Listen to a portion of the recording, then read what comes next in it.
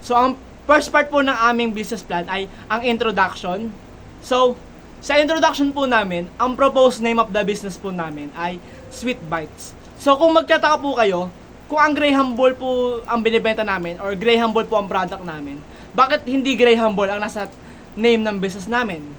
So, ang explanation po namin dyan ay, kasi po, kaya po Sweet Bites po ang pinili po naming name, para po hindi po limited lang yung magiging ibebenta po namin. Kasi kapag Graham Ball po yung nasa name po namin, baka po isipin ng mga tao na Graham Ball lang po ang binibenta namin. Kaya po Sweet Bites, para po magkaroon po ng idea yung ibang tao na marami po kami mga sweet foods na binibenta. So, ang address po ng business namin ay Aurora Boulevard, corner Doña Gema District, New Manila, Quezon City, Metro Manila. So, saan po ba yon? So, ang location po ng business namin ay sa Robinsons Magnolia Mall. So, bakit po ba pinili namin ang Robinsons Magnolia Mall?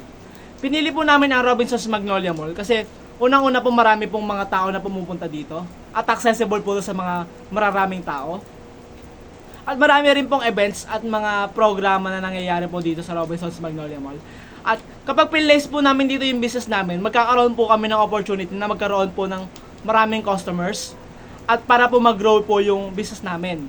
And since marami pong mga events na nangyayari dito, magkakaroon po yung opportunity yung business namin na magbenta po sa mga mararaming tao. And by doing that, we're going to have an opportunity para po mag-grow po yung business namin. And